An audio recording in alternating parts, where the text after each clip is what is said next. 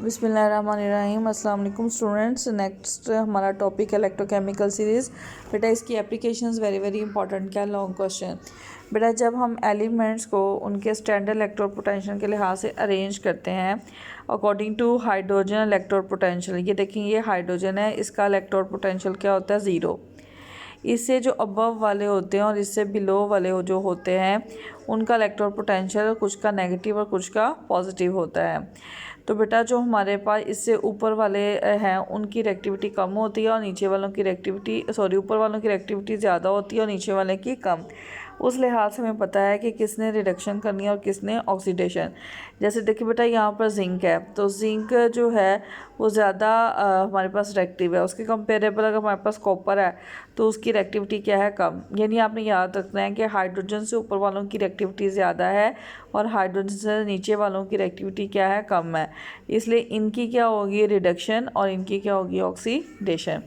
तो बेटा electrochemical series में सबसे पहले वो कहता है कि आपने prediction of the feasibility of a chemical reaction, कि हमें ये पता चलता है कि आया केमिकल रिएक्शन जो है वो हो भी सकता है या नहीं हो सकता।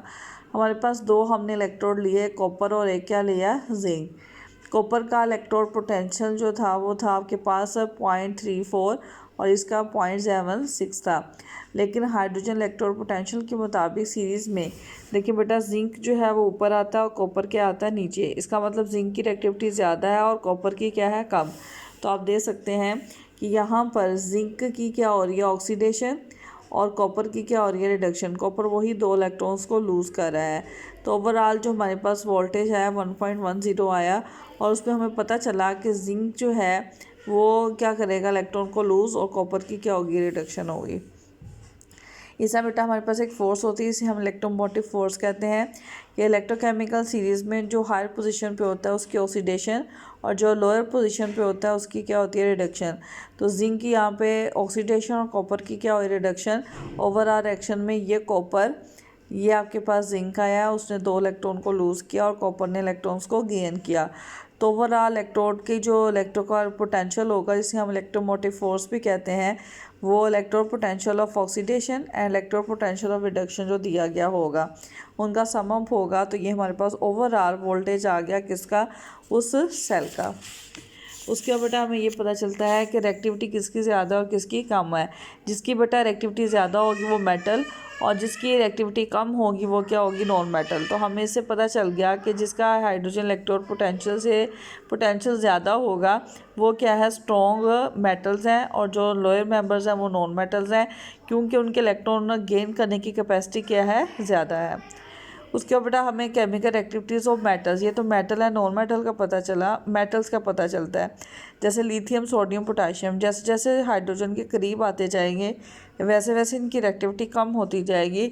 और इसलिए बेटा जो कॉपर, सिल्वर या ऑरम है, चूँकि वो हाइड्रोजन के करीब है, इस सीरीज़ में आप देखें ये लेड है, स्टेनस है, निकल है, कैडमियम, ये हाइड्रोजन के करीब है।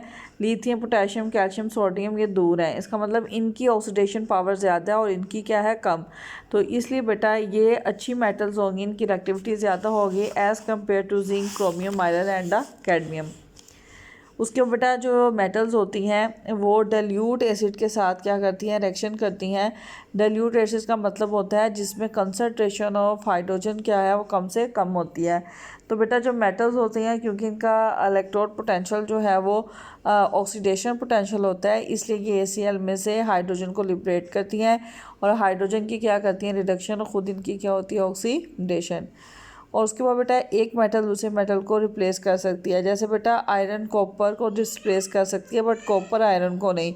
उसकी वजह क्या है कि आयरन जो है वो उसकी ऑक्सीडेशन होती है और कॉपर की क्या होती है, रिडक्शन। तो आयरन की रिएक्टिविटी ज़्यादा है और कॉपर की क्या है, कम। इसलिए बेटा आयरन कॉपर को रिप्लेस करके आयरन सल्फेट बना सकती है। बट अगर यहाँ पर हम कॉपर लगाते हैं और यहाँ पर आयरन, तो वो आपस में डिस्प्लेस नहीं हो सकती। तो इसलिए बेटा हम कह सकते हैं कि कॉपर जो है उसको आयरन रिप्लेस कर सकता है बट आयरन कॉपर को रिप्लेस नहीं कर सकती। बेटा इस चैप्टर का दो इम्पॉर्टेंट लॉन्ग क्वेश्चन है, एक important applications of the electrolysis process और एक इलेक्ट्रोकेमिकल सीरीज़। बाकी आपने सारी किस्में करने हैं शॉर्ट क्वेश्चन में।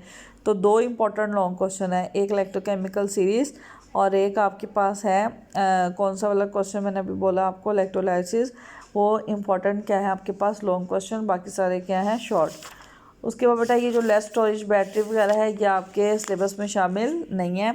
ऑब्जेक्टिव में बेटा सबसे पहली ऑप्शन में हमारे पास ए ऑप्शन, सेकंड वन में बी ऑप्शन, थर्ड में बी ऑप्शन, फोर्थ में डी ऑप्शन और फिफ्थ में क्या आएगा डी ऑप्शन।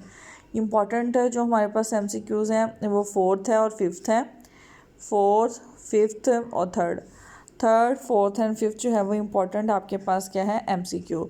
तो बेटा ये चैप्टर आपका क्लोज हो गया है। नेक्स्ट हम स्टार्ट करेंगे चैप्टर नंबर 6 और इसकी जो मैंने आपको बताया ये बेटा आपके प्रीवियस बोर्ड के जो शॉर्ट क्वेश्चन है ये भी आप लोग जो है वो याद कर लीजिएगा। वैसे मोस्टली वही हैं जो मैंने आपको बता दिए पीछे, इन्हीं में से उसका जो है वो कोई ना कोई क्वेश्चन जो है वो बनता है, ठीक है।